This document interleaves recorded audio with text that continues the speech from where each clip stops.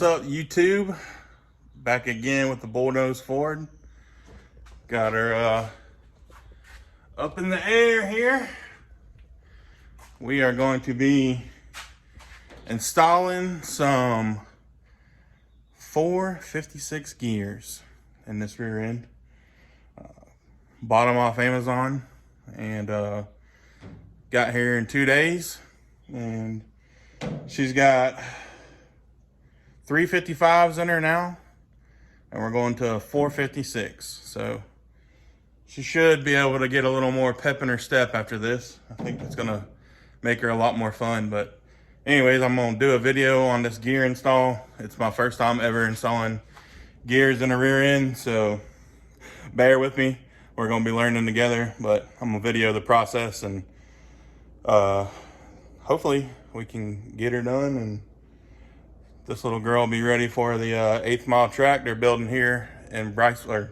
They're building it in Callahan, Florida. I'm in Briceville, but should be done in the middle of this summer is what the track's saying. So I'm ready to get this girl out there and see what she'll do in that 8th mile. Should be pretty fun. But anyways, let me turn the camera around. I'll show you these gears we got. Pretty impressed with them for the price. Just a little over 200 bucks for them, and they look great. So hopefully they work great. But I'll turn the camera around and show you guys. All right, so here's the gears. Pretty good quality stuff. Nice finish on it.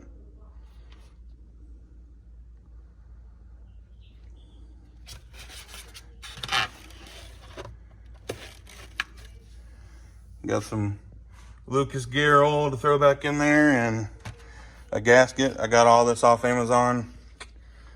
Got all of it for, I know, definitely less than 250 bucks. I think it was somewhere around 230. But anyways, let's get her thrown in there and get started. All right, so we're under here. Got my trusty dusty jack stands, and we're about to pull this rear diff cover off. But just wanted to give y'all a idea what it looked like under here. I went ahead and got a metal brush and cleaned off as much of the loose debris as I could. That way, just a little easier to clean up. Also, I cleaned the sides of the diff just so once I open it, I don't have to worry about any dirt or debris getting in there on the reinstall. So just a couple of extra measures beforehand to make it easier in the long run. But I'm gonna pull this cover off and drain this oil and go ahead and clean the gasket surface, and then I'll turn the camera back on and show y'all what's behind here. All right, guys, well, I got the rear diff cover off. Got the fluid drained. Doesn't look too bad. You can see it's not pitch black, so this rear end's been serviced not too long ago, probably within the last couple of years. Got the wheels off, drive shaft dropped, that wheel off, brake drum rotors off so I can slide the axles out.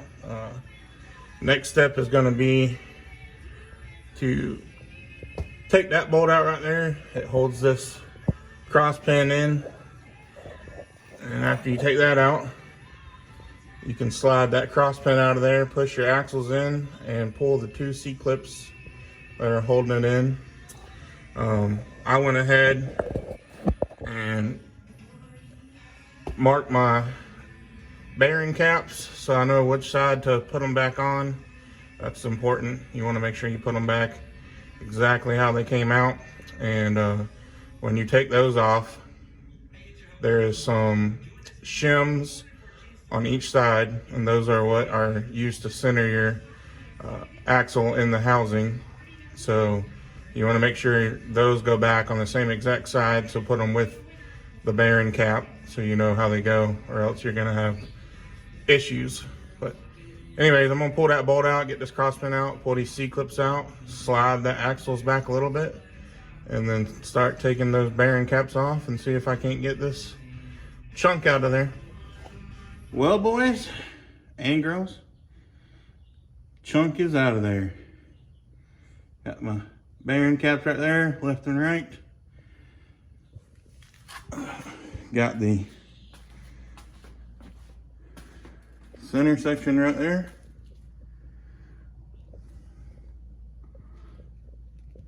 Gonna pop these bolts right here, and then hopefully that'll slide right off, or maybe she'll need a little encouragement from a rubber dead blow, but that should come right off, and then can bolt our new ring gear on there.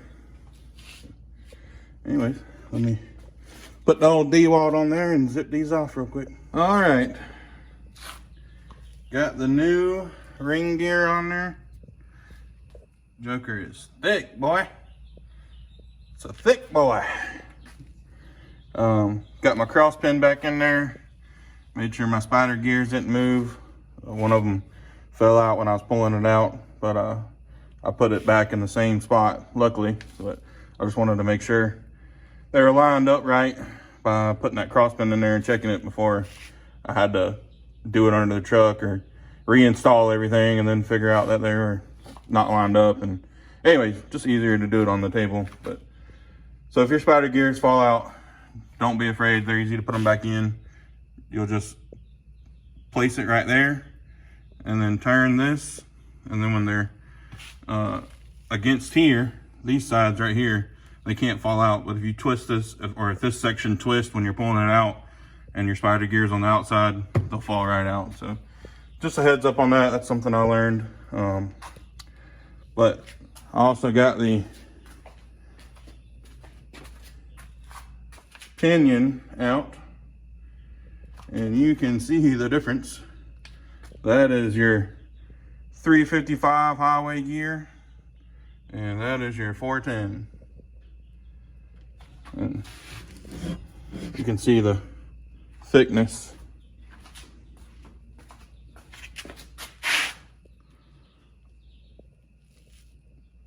A lot thicker to make up for the size difference there. But